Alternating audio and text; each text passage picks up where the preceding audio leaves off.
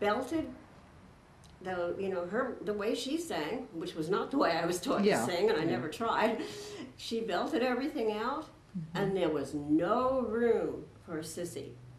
So I learned very quickly the show goes on, and I became a trooper. I mean, there was no excuse. There were blizzards in New York, and I Yes. remember that I had not moved to my own place, which I subsequently did in Manhattan, because I just couldn't, there was too much happening between the show and Juilliard, and so yeah. they gave me permission to get a walk up somewhere on the west side.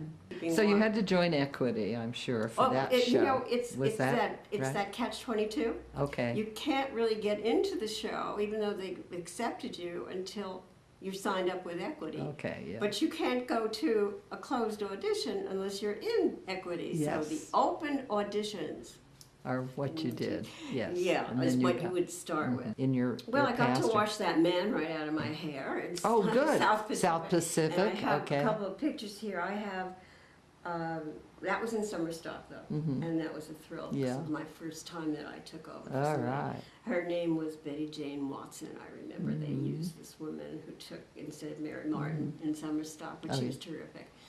And there's one picture where I'm on the ground sitting, and she is singing to me or the people around me about her dilemma with the I'm gonna wash the man right out. Yes.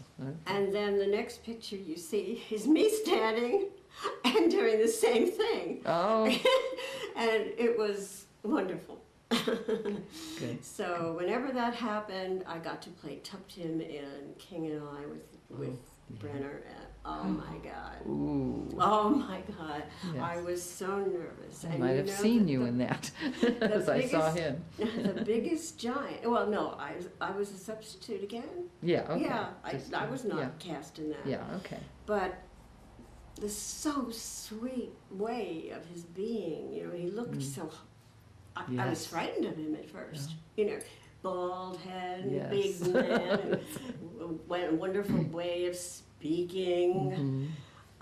He had his background was a varied Russian, Armenian, I don't know what, but he spoke and you listened. Yes. And he came to my dressing room and he said, "I know you're nervous. And I've really never heard you sing because you're singing, with the rest of the wonderful cast." He said, "But I know you're going to be terrific tonight. And just don't worry about anything." Yeah. And I thought that was, he didn't have to do that. And then you learn the bigger they are, Yeah. sometimes the more magnanimous they can be. Oh. The week of the transmission that is live on Saturday morning is, I want to say, gobbled up in the satellite and all the other equipment they use. And it is zapped back to us for one more time on a Wednesday night. Oh, so there will be two. So that is called the same as the summer encores. And yeah, so for those who can't get to the theater at 9 in the morning or 10 in the morning, they will have the luxury of seeing the same performance on a Wednesday. And this will start in October. Can we buy season tickets? But it'll be in two theaters in Regal. In the Regal. Okay, with the same acoustics. Unless they get even more people turned away, maybe they'll have to come to do a third. I don't care. Well, one sings to its own level. We'll see what happens Two here. performances too. That's wonderful. Now with young people, very interesting that they have been coming. The audiences have been getting younger and younger, all over the country, and they like it. Sure. It's not what they heard when they were young, young people. Oh, I know. As somebody pointed out to me today, he said, all they remember is some screaming kind of a thing. It never really came across to them any other way.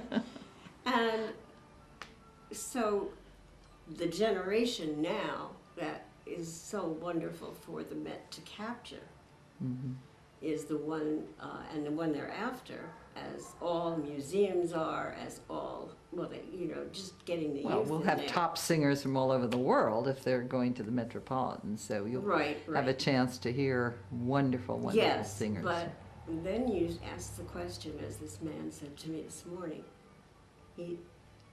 if they've had this bad experience as a young child or a teenager or whatever, then you say, what were the teenagers doing in the 1800s? They were going to the opera. Sure. That sure. was the teen thing That to was do. there. So, I mean, Yeah. opera is so old that, you know, we don't know how many generations of children have sat through operas.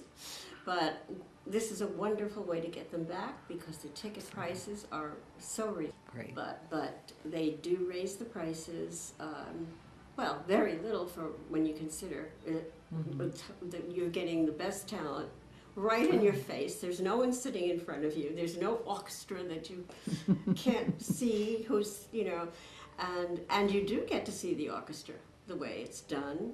You're in their faces, in the conductor's wonderful face, as seeing expressions They that get we close-ups. never get to Yes, see they when their get head is close-ups. turned the other way. So you have beautiful. that, and then you also have the fact that these 14 robotic cameras that they use are everywhere.